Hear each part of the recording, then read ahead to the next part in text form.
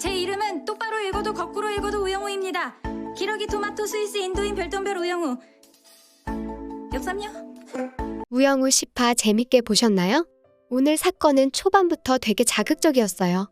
영우가 우연히 발견한 불법 체포 현장에서 잡힌 현행범은 바로 지적장애인을 중간간한 사람이었어요. 하지만 피해자는 강제로 한 것이 아니라 서로 사랑해서라고 주장하고 있어요.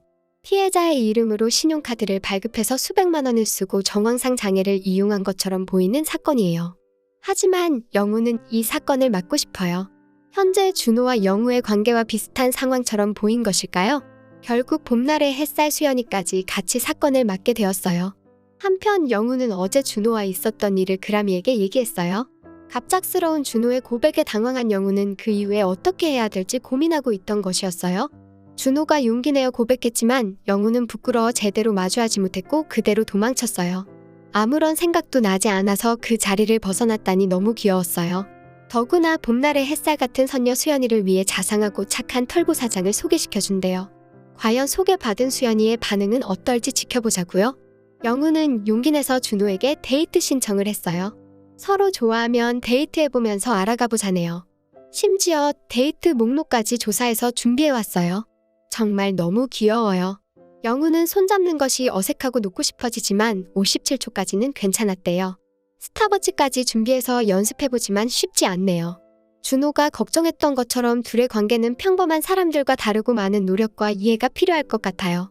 준호라면 이해해줄 수 있을 것 같아서 정말 다행이네요. 재판은 모두의 예상대로 피고인에게 불리하게 작용하고 있어요. 피해자는 성관계를 맺기 싫었지만 장애가 있는 피해자 특성상 거부하기 힘들었다고 해요. 하지만 그 이후 채팅 내용에는 서로 사랑한다는 표현이 가득해요. 하지만 피고인이 과거에도 비슷한 행동을 한 적이 있어서 영우도 믿을 수 없었어요. 진짜 사랑이 아니면 영우도 사임하겠다고 하네요. 하지만 피해자는 양정일 씨를 사랑하고 있었어요. 제비 같은 사람이란 걸 알고 있었지만 좋아하고 있어요. 성폭행이라고 진술한 이유는 엄마가 시켜서였어요. 영우는 장애인이라도 자신의 인생은 자신이 결정해야 된다고 조언해줘요. 과연 영우는 계속 사건을 맡을까요? 한편 영우는 털보선장을 수연이에게 소개해줬어요. 하지만 아재 개그 대장렬 선을 넘어도 완전 넘었어요. 불이 났다며 도망치는 수연이도 완전 귀엽네요. 법정에선 양정일 씨가 아닌 피해자 신혜영 씨를 위해 계속 변호를 해주고 있어요. 피해자는 법정에서 서로 사랑하는 사이라고 솔직하게 얘기했어요. 하지만 역시 사회적 시선은 그렇지 않아요. 준호의 친구들조차 영우를 좋아하는 게 사랑이 아니라 연민이고 동정이래요. 그렇게 착하던 준호도 엄청 열받아서 친구에게 달려들었어요. 한편 배심원단은 무죄 4명, 유죄 3명이에요.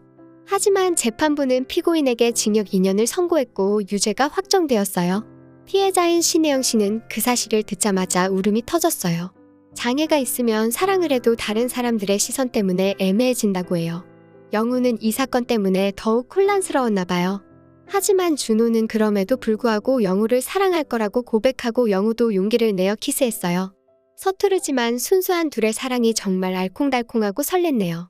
태수미가 제시한 건 영우와 광호 보고 태산 미국 집으로 가래요. 미국에 가면 영우를 케어해줄 의사도 있고 그게 영우를 위한 길이래요. 광호는 태수미의 말에 엄청나게 분노했지만 딱히 반박할 수 없었어요. 태수미의 지원이면 영우가 지금보다 훨씬 더 좋은 환경에서 살 수 있을지도 모르니까요. 태수미는 결국 법무부 장관의 자리를 위해 어떤 방법이든 쓸 것으로 보이고 권모술수 권민우가 중간 역할을 할 것으로 보이네요. 현재 영우는 한바다에서 일하는 것이 즐겁고 좋은 사람들까지 함께하고 있어요. 하지만 태수미는 어떻게든 영우를 미국으로 보내려고 한바다에서 멀어지게 할 것 같아요. 오늘 강조되었던 것이 서로 사랑하더라도 장애인을 사랑한다는 것은 사랑이 아니라 연민이나 이용하는 것이라고 한 것이니까요. 영우와 준호도 서로 진심으로 사랑하고 있지만 겉에서 봤을 땐 동정으로 보이니까요. 한바다에서 준호에 대한 소문이 이상하게 나고 그것을 견딜 수 없던 영우가 준호를 위해 한바다를 포기하려 하는 그림도 나올 수 있겠네요. 고래와 같은 영우는 바다에서 떠나 산으로 가면 살 수 없듯 불행해질 게 뻔하고요.